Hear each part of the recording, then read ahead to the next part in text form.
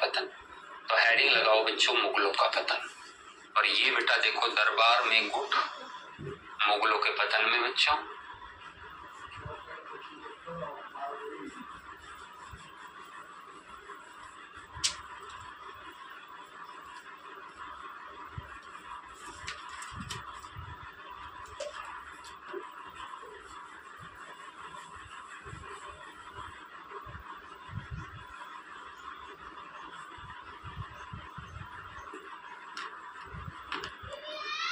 आएंगे बेटा बिल्कुल, मोहम्मद शद आएंगे। मुगलों का पतन बच्चों 1707 से 1857। The fall of the Mughal empire, the fall of the Mughal empire. Jadunath Sarkar की पुस्तक पर बच्चों ये है, जदुनाथ सरकार की है the fall of the Mughal empire, Jadunath Sarkar की बुक है।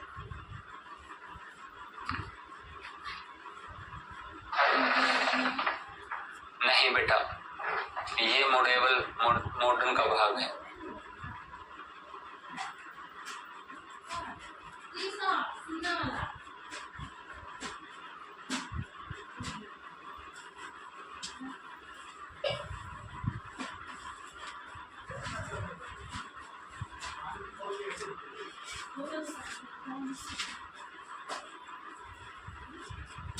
अब बच्चों मुगलों के पतन में हम आपको एक चीज दिखाना चाहते हैं। जब हमने मुगल साम्राज्य शुरू किया था बच्चों, तो हमने मुगल साम्राज्य को 2 भागों में बांटा था। ठीक है, आपको बहुत बहुत शुभकामनाएं बेटा नीतू, आप लंबी आयु हो आपकी और आप सफलता की सारी सीढ़ियां चढ़े जीवन में, बहुत आगे बढ़ो बेटा। जन्मदिन की ढेरों शुभकामनाएं। चलो बेटा देखो यहाँ पे 2 भाग है बेटा मुगल साम्राज्य के 1526 से 1857 एडी के बीच में। तो 26 से 1857 एडी के बीच में एक है बच्चों मुगल काल, जिसको हम पढ़कर आ गए। ये है बच्चों मैच्योर फेज, ये मैच्योर फेज है मुगल काल का। और ये मैच्योर फेज है, इसमें 6 शासक है बच्चों। ये 6 शासक कौन कौन से है यदि हम बात करें तो ये है बच्चों 6 शासक। 6 शासक है बच्चों मुगल, बाबर, हुमायूं, अकबर, जहांगीर, शाहजहां, औरंगजेब। ये 6 शासक है।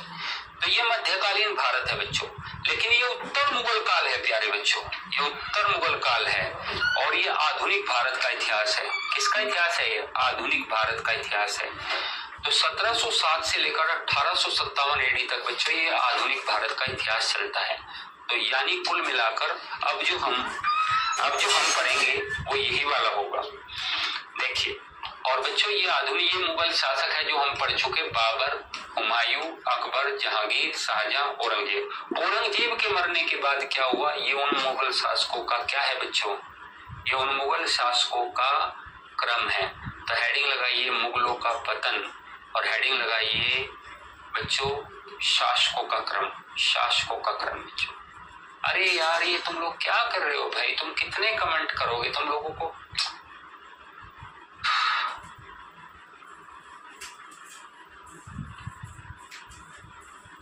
क्या कर रहे हो तुम लोग भाई।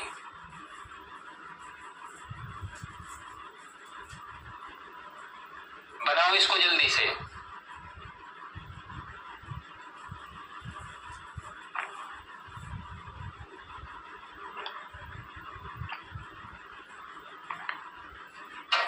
इसको जल्दी से बनाओ बनाओ।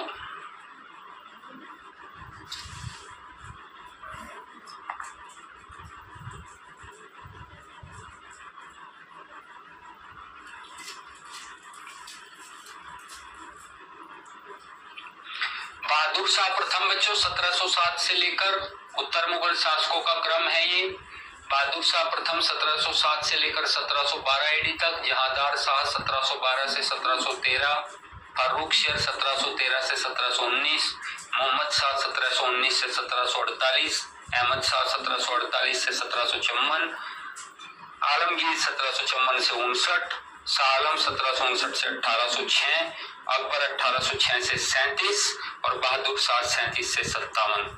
ये है पूरे मुगल शासकों का क्रम दोस्तों। यह पूरे मुगल शासकों का क्रम। बच्चों बहुत पछताओगे, सच में तुम लोग इतनी बातें करते हो, सच में रियली में, और हम ब्लॉक करवा देंगे ना तो निकल नहीं पाओगे ब्लॉक से, बता रहे हैं तुम लोगों को, ठीक है, निकल नहीं पाओगे बेटा ब्लॉक से। फिर बस रिक्वेस्ट करते रहना, फिर हम करवाते नहीं है जानबूझ के कि बच्चे हैं छोड़ दो, अभी हो जाओगे ब्लॉक को। इतने कमेंट करने की क्या जरूरत है बेटा, इतनी आपस में बात करने लगते हो, लड़ने वाले लगते हो यार, लड़ने लगते हो, आपस में लड़ाई शुरू कर देते हो। देखो बेटा सर, हेडिंग बेटा, हेडिंग केवल उत्तर मुगल काल लगानी है बेटा, मुगलों का पतन लगाना है बेटा, मुगलों का पतन।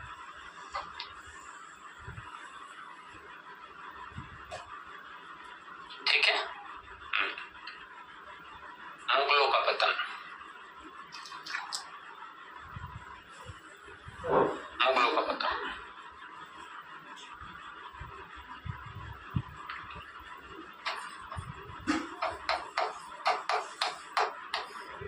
मुगलों का पतन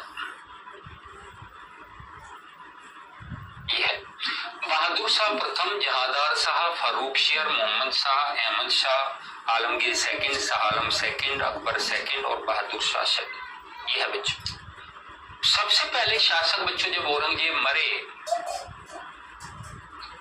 तो बच्चों औरंगजेब के मरने के बाद बहादुर शाह गद्दी पर आए, बहादुर शाह प्रथम गद्दी पर आए, उनका बेटा। अब हम आपको पूरी कहानी बताएंगे बच्चों, औरंगजेब के मरने से के बाद बच्चों क्या क्या कहानी हुई सही मायने।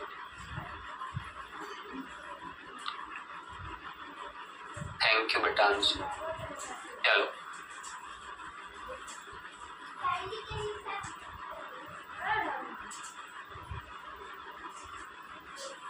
अरे पूरा क्रोनोलॉजी बन गई सबकी, पूरी क्रोनोलॉजी बन गई बेटा। पूरा आधुनिक भारत किसे कहते हैं, प्रश्न कैसे पूछे जाते हैं, मतलब कितने आधुनिक भारत से कितने क्वेश्चन आते हैं, आधुनिक भारत हमने इसे क्यों कहा, राजतंत्र क्या होता है, धर्मतंत्र क्या होता है, आधुनिक भारत में लोकतांत्रिक मूल्य कैसे मिले। ठीक है बच्चों। और फिर बच्चों हमने देखा कि आधुनिक भारत में हमें क्या क्या पढ़ना है, तो बच्चों उसके बारे में हमने बताया, पूरा सिलेबस बताया बच्चों, हमने पूरा सिलेबस आपको समझाया। पहला चैप्टर है हमारा मुगलों का पतन, दूसरा चैप्टर है बच्चों यूरोपियों का आगमन, ठीक है बच्चों। तीसरा चैप्टर है बच्चों आपका स्वतंत्र राज्यों का उदय, चौथा चैप्टर है बच्चों ब्रिटिश शासन के खिलाफ नीतियां, है ना बच्चों। ये सब बच्चों है, ये सारे के सारे पता है, ठीक है। चलिए बच्चों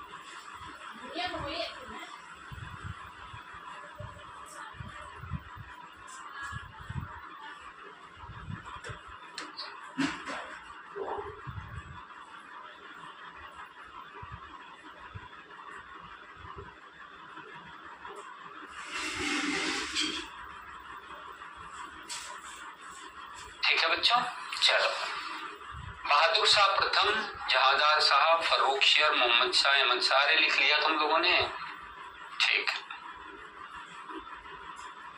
लिख लो इसको।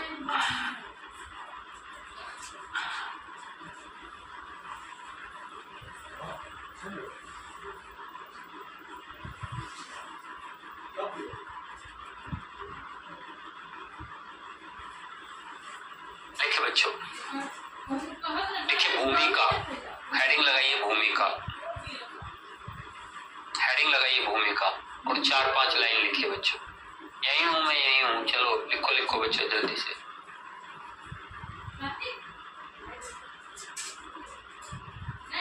मुगल साम्राज्य की स्थापना 1526 में, भूमिका लिखिए बच्चों।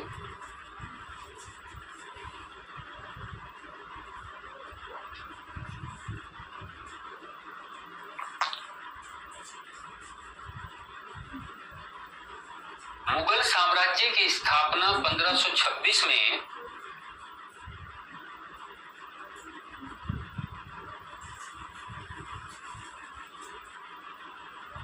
पानीपत के युद्ध के पश्चात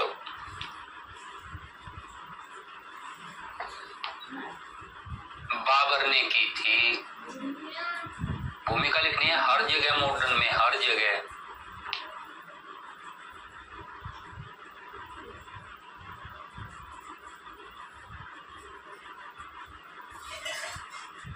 परंतु बाबर और हुमायूं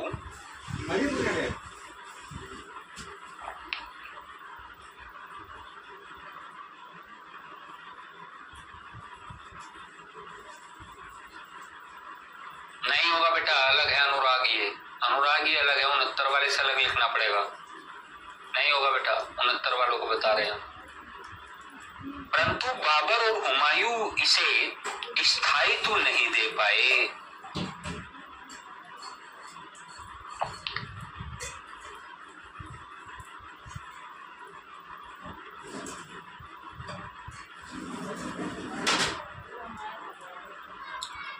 अकबर ने मुगल साम्राज्य को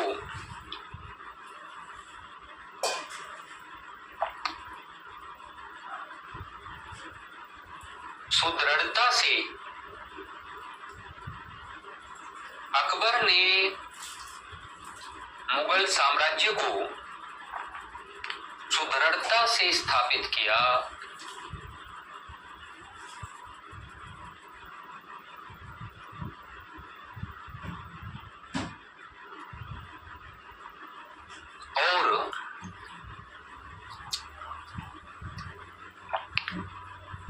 और साम्राज्य का विस्तार किया।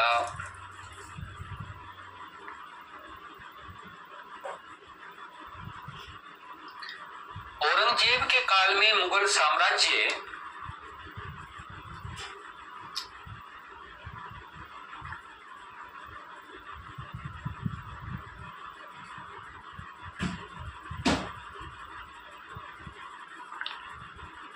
औरंगजेब के काल में मुगल साम्राज्य चरमोत्कर्ष पर पहुंचा।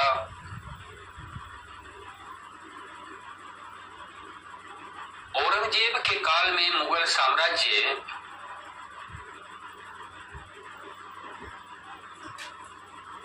चरमोत्कर्ष पर पहुंचा।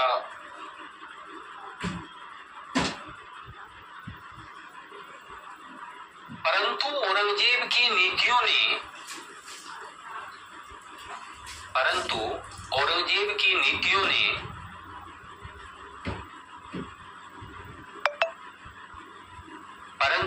औरंगजेब की नीतियों ने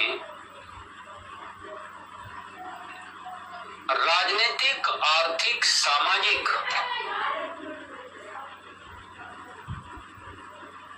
औरंगजेब की नीतियों ने राजनीतिक, सामाजिक, आर्थिक और धार्मिक रूप से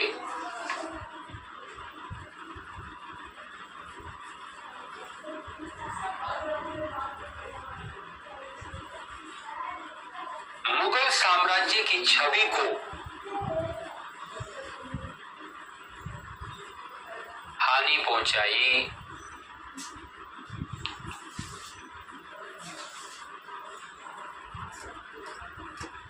औरंगजेब की नीतियों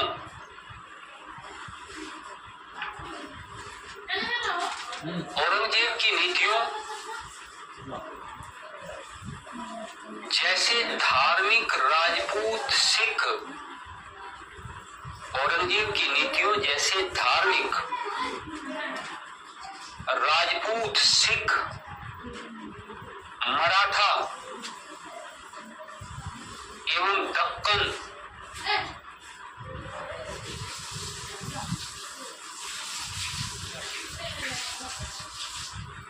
ने संपूर्ण मुगल साम्राज्य में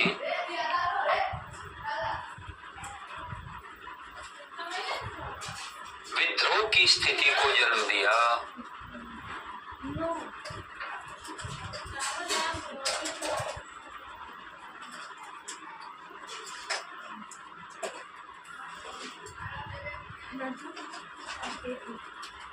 1707 में जब औरंगजेब की मृत्यु अहमदनगर महाराष्ट्र में हुई,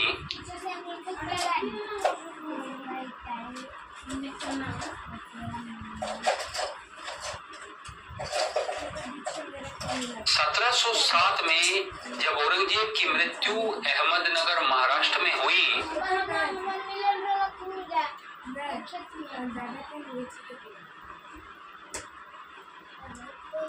तब मुगल साम्राज्य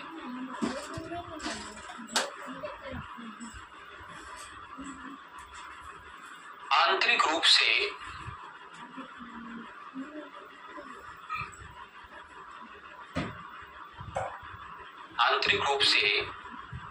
संघर्ष से गुजर रहा था।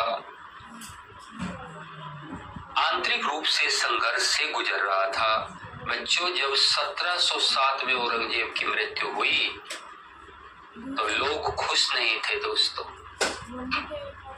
मराठे खुश नहीं थे क्योंकि साहू को जेल में बंद किया हुआ है औरंगजेब ने पिछले 18 वर्षों से। तेग बहादुर की आंखों में गर्म सरिया डाल दिए गए, उसकी आंखें पहले फोड़ी गई और फिर दिल्ली में जहां शीशगंज गुरुद्वारा है दोस्तों, वहां कहते उन्हें मृत्यु दंड दिया गया, यातना वाला। सब सिख नाराज, सारे सिख नाराज।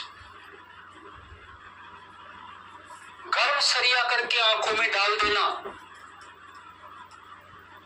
तेग बहादुर के दोनों बेटों को फांसी पर लटकवा देना, दीवार में जिंदा चुनवा देना। सिखों के मन में बहुत आक्रोश था। किसके प्रति? औरंगजेब के प्रति। जाटों के नेता गोकुलदास को मरवा देना और राजा राम के द्वारा विद्रोह कर देना। और जाट भी असंतुष्ट है किससे? औरंगजेब में। जाटों का भी 36 का आंकड़ा बच्चा। जाटों ने तो अपना बदला ले लिया। जाटों ने अकबर का मकबरा खोद डाला। हम बताते रहते हैं आपको इस बात को। राजपूतों के उत्तराधिकार के नियम में बार बार हस्तक्षेप करके राजपूतों को क्या कर दिया? नाराज कर दिया। मराठा राजकुमार साहू जेल में पड़ा हुआ है, मराठे भी नाराज है। तो दोस्तों फिर मुगलों के साथ कौन है? कोई भी नहीं। अर्थात बड़ी संख्या में लोग, बड़ी संख्या में समुदाय औरंगजेब से नाराज है। आपको मध्यकाल में जब औरंगजेब पढ़ा रहे थे तब बच्चों बताया था कि औरंगजेब के खिलाफ 8 विद्रोह हुए। सतनामियों का, अफगानियों का, मराठों का, राजपूतों का, जाटों का, सिखों का, बताया था, बुंदेलों का। 8 विद्रोह हुए किसके खिलाफ? औरंगजेब के खिलाफ केवल। तभी तो बच्चों देखोगे जब 1707 में औरंगजेब मरा तो ताश के पत्तों की तरह ढह गया साम्राज्य। ताश के पत्तों की तरह। अगले 15 सालों में देखना, अभी आप 15 साल जो अगले गुजरेंगे उनमें बच्चों क्या भयंकर कोराम मचता है। पैराग्राफ चेंज करके लिखेंगे। औरंगजेब की मृत्यु के पश्चात, पैराग्राफ चेंज करके लिखेंगे, औरंगजेब की मृत्यु के पश्चात उनके 3 पुत्रों के बीच उत्तराधिकार का युद्ध शुरू हो गया। उत्तराधिकार का युद्ध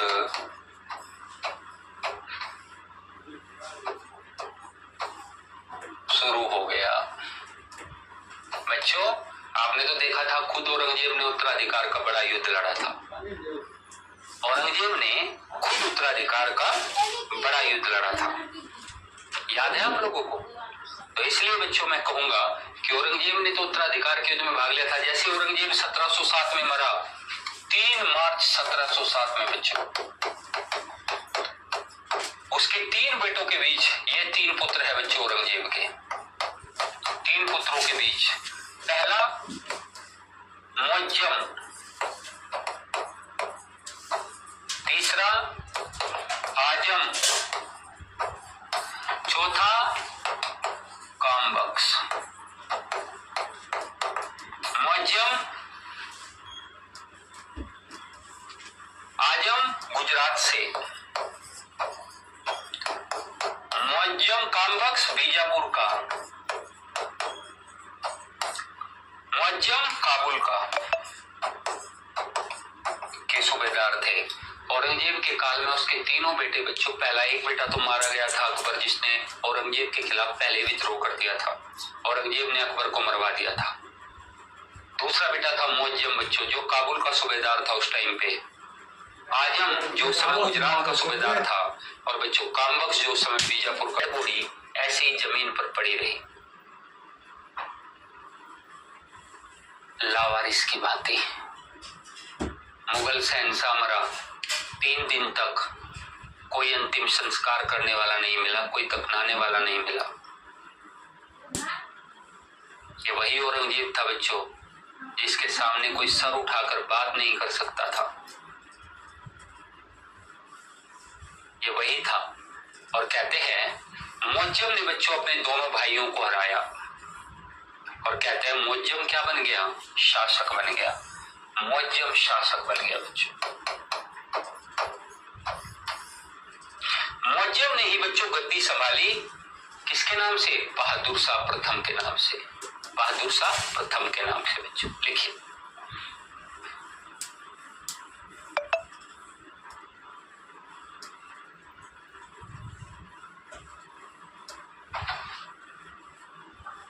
लिखो बेटा।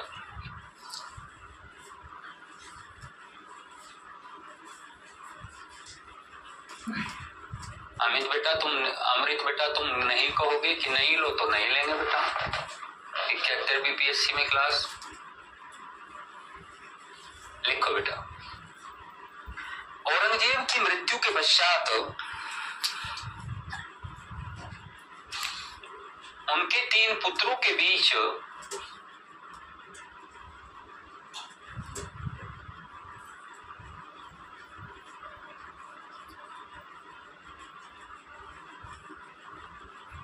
औरंगजेब की मृत्यु के पश्चात उनके 3 पुत्रों के बीच उत्तराधिकार का संघर्ष शुरू हो गया। ये 3 पुत्र बच्चों, हाँ लिखो बेटा, 3 पुत्र बच्चों, बताओ बच्चों। मुअज्जम काबुल, लिख लो, मुअज्जम काबुल का गवर्नर, आजम गुजरात का, तीनों बेटों के नाम लिखो।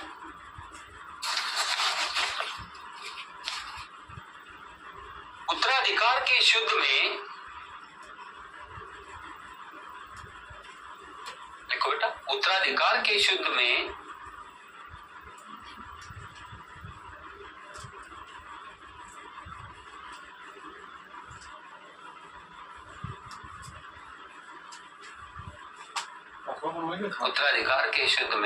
मुअज्जम ने अपने भाइयों को पराजित करके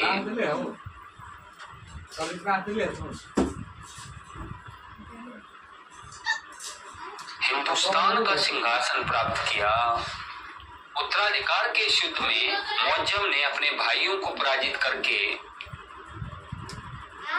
हिंदुस्तान का सिंहासन प्राप्त किया। किसका सिंहासन प्राप्त किया? हिंदुस्तान का सिंहासन प्राप्त किया। तो बच्चों, मुअज्जम, आजम और कामबख्श 3 शासक है, 3 शासक है। मुअज्जम काबुल का गवर्नर था, आजम गुजरात का था, और बच्चों कामबख्श बीजापुर का। कहते हैं आगरा के पास एक जगह है बच्चों, आज भी रेलवे स्टेशन पड़ता है, ये रेलवे स्टेशन जाजो। जाजो में युद्ध हुआ बच्चों उत्तराधिकार का, जाजो का युद्ध। और कहते हैं जजाऊ का युद्ध भी कहते हैं बच्चों। इसमें जजाऊ के युद्ध में बच्चों मुअज्जम ने, कहते हैं, कामबख्श को पराजित कर दिया, आजम को। लिखे लिखे बच्चों, उत्तराधिकार के युद्ध में, उत्तराधिकार का यह युद्ध आगरा के पास जाजो, आगरा के पास जाजो नामक स्थान पर लड़ा गया। उत्तराधिकार का यह युद्ध आगरा के जाजो नामक स्थान पर पड़ा गया।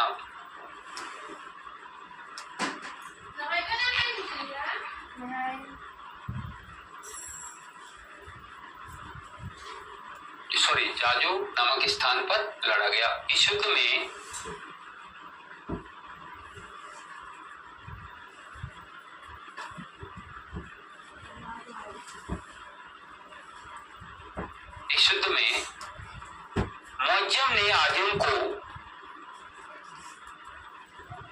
मुअज्जम ने आजम को पराजित कर दिया।